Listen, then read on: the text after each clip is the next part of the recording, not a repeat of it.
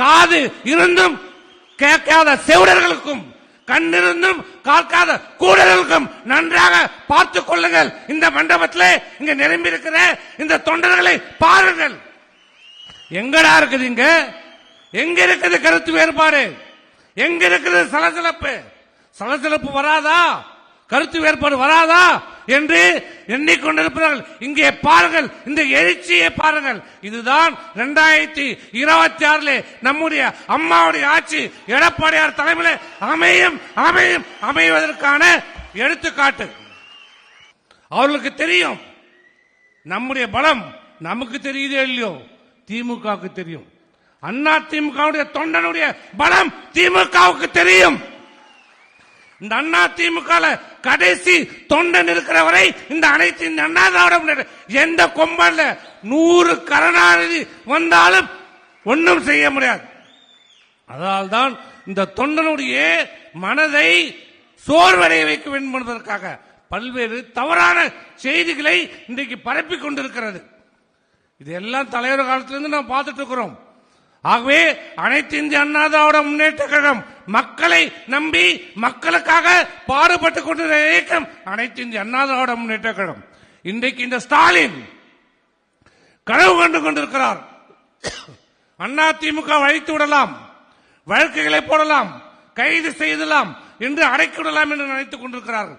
இங்கே நம்முடைய முன்னாள் அமைச்சர் திருமதி வளர்மதி அவர்கள் பேசும்போது சொன்னார், அவர் வரலாற்றில் இருந்ததெல்லாம் சொன்னார். ஏன் வரலாற்றுக்கு போனோம்? இன்னைக்கு நம்ம சமகாலத்தில் நம்ம வாழ்ந்து கொண்டிருக்கிறோம்.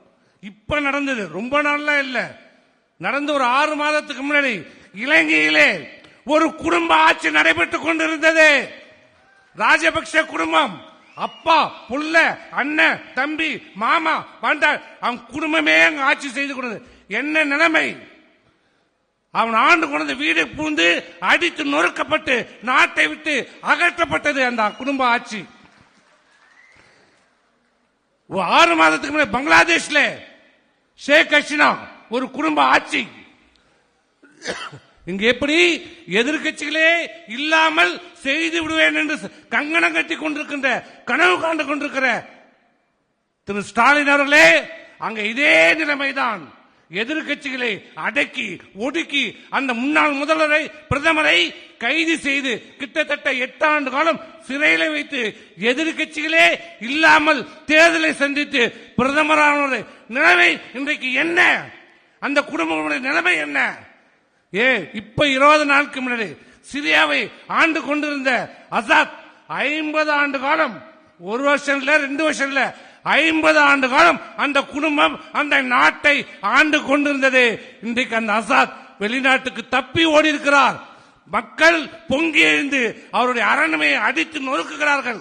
அந்த அசாத்துடைய தலையை வெட்டி செருப்பால் அடிக்கிறார்கள். அந்த நிலைமை மக்கள் பொங்கி எழுந்தால், ஏற்கனவே எழுந்ததால் தான் உன் மீது சேரடிக்கப்பட்டது. மக்கள் பொங்கி விட்டார்கள், மக்கள் எழுந்து விட்டார்கள், மக்கள் எழுச்சி அடைந்து விட்டார்கள். அதனுடைய எடுத்துக்காட்டுதான் சேத்தால் அடித்து திருத்தப்பட்டார்கள். ஸ்டாலின் எங்க வந்தாரு? இன்றைக்கும் இந்த தமிழ்நாட்டை யார் ஆள்வது? எங்களுடைய பொதுச் செயலாளர் எதிர்கட்சி தலைவர் எடப்பாடியார். என்னடா ஆளுமை உனக்கு ஸ்டாலினுக்கு? என்ன ஆளுமை? புயல் வருகிறது என்று சொல்கிறார்கள், மரக்காணத்தில் கடக்கும் என்று சொல்லுகிறார்கள். ஆனால் நீ எங்கே இருந்தாய்? சென்னையிலே மழையே இல்லாத சென்னையிலே படம் காட்டிக் கொண்டிருந்தார். எங்களுடைய எடப்பாடியார் விழுப்புரத்திற்கு வந்த பிறகுதான் இவனுக்கு சூடு சொரண வெக்க, அப்புறம் விழுப்புரத்துக்கு வரலாம். வந்து மக்களை சந்திச்சியா? ஒரு கல்யாண மண்டபத்தில் உட்கார வச்சுட்டு அங்க பார்த்துட்டு போற. மக்களை சந்திப்பதற்கு எப்போது நீ அஞ்சுகிறாயோ அப்போதே நீ தோத்துட்ட. அப்பயே நாங்க ஜெயிச்சிட்டோம்.